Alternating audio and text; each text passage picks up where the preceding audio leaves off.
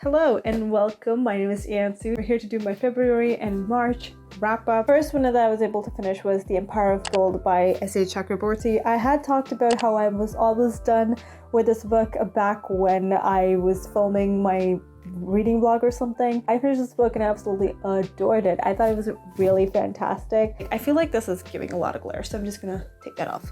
Okay, did think it was really fantastic. I had a lot of fun reading that book. If you didn't know, in this world we have this girl called Nghi who is living in Egypt, and she's being whisked away into the world that's filled with god-like creatures, and she becomes pretty much one of them, but she's a healer, and they're trying to take advantage of her as a unit, and she's trying to obviously save her life and others that she's really fond of. She's basically trying to find her way. That is the gist of the story, but there's a lot more to it. There's magic, there's a lot of action, there's emotions.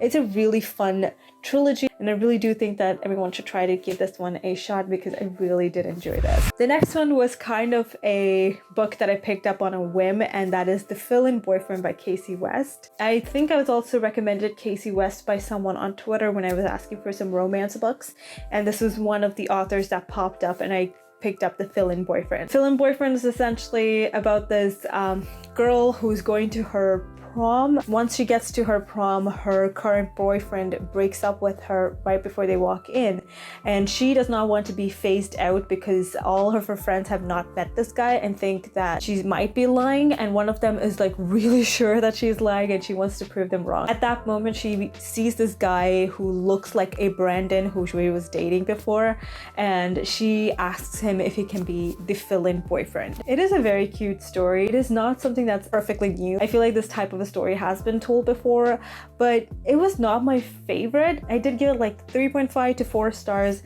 It was enjoyable while it lasted, but for some reason there was just a lot of things missing, and the communication problem was so evident. Like, they did not communicate with each other. Yes, of course, she made this new guy seem like Brandon or something, and she was trying to get on with it, but she never really told her close friends that she was lying about this, what truly happened. They're basically find out on their own. I did think it was a pretty cute book, and I kind of did enjoy it, I'm not gonna lie. Next up, I finished Lovely War by Julie Berry. This one was talked about so much on Booktube. Essentially, we have these gods. This is a story told through Aphrodite, who uses other characters to basically show the story as a whole. She is married to Hephaestus, but she's also messing around with Ares, and obviously Hephaestus is really mad, and he's trying to understand the point of view of Aphrodite, and she says she can never truly love anyone, even though she's the goddess of love. So she starts telling the story of a bunch of different characters and how they fall in love. There's a very sweet romance between this boy and a girl who's a pianist. Interracial romances between a singer girl and a black piano player. It's very cute. A couple of little stories here and there, and you're mostly focusing on these two sets of people. I think this was set in the time of World War I or something, and obviously this is a time where there's a lot more racism.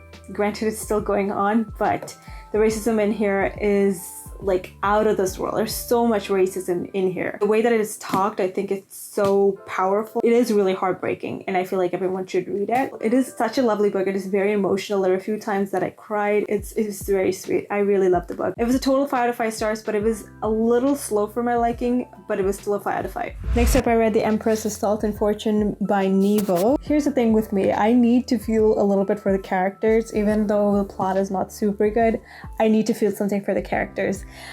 This is such a short book. I totally did set myself up for this, but it is a short story. It is packed with this world of fantasy. Basically, this young royal has been sent from the south to the north or something to get into this political marriage, and she does not want to be in it. Her only companions are her servants. We are seeing her rise to power through her handmaiden who's talking about her, and she's this really old crone type of a lady, and she's talking about this a young royal who got into power essentially, and it is an empowering book. I give it that, but it's so short that by the time that I was done with it, I was like, wait, I want more.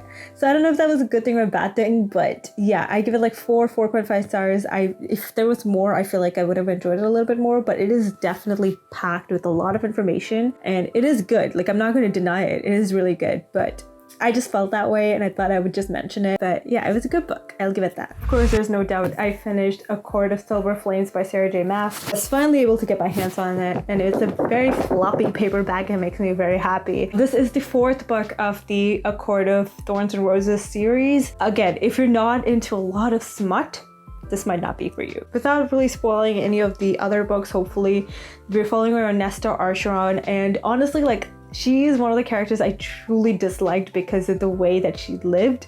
Like, she did not help her sisters out in the time of need, and she's technically the oldest one too.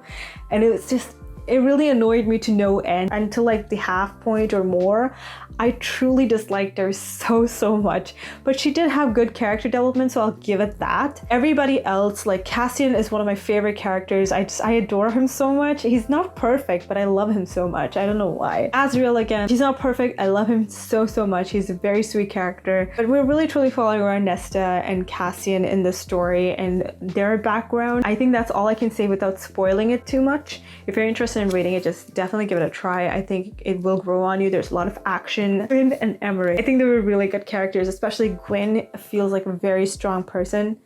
So is Emery, but like Gwyn, top notch. I really love it. It's so good. They're just really good characters. I'd really like to know more about them. Yeah, it's definitely a book that can be a lot of fun, but there's so much smut. So just keep that in the back of your mind. Again, I'm a sucker for these books, so it's a 5 out of 5 for me. All right, the next book I technically didn't finish yet, but I'm filming this on March 29th, so I'm hoping to finish it in the next few days. And that is Chain of Iron by Cassandra Clare. This is going so slowly.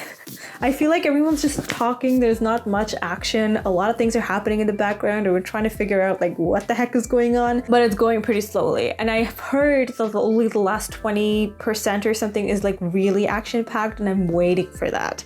Like, I'm just truly just waiting for that. Cordelia is a character I absolutely adore. I love her. I think she's really good. Matthew, he's my little child. I love him very much. I want the best to happen to him. Lucy, she makes dumb decisions, but I think her heart's in the right place. James is an idiot. I don't know what to do with him. So essentially, Chain of Gold, which is the first book, follows around these misfit characters who are the children of the Herondales from the Infernal Devices. So if you haven't read that, I would recommend reading that first before you get into this. Timeline-wise, at least it makes a lot more sense if you do read that. First book, there's some demon attacks that happen against shadow hunters in broad daylight, which should not happen. And shadow hunters are supposed to keep the demons at bay. Obviously, because of these attacks happening in broad daylight, they try to figure out what to do and destroy the demons. And yeah, story goes on from there. It is really fun. And the second book, it's not disappointing, but it's very slow, unfortunately, and I'm not loving that it's so slow.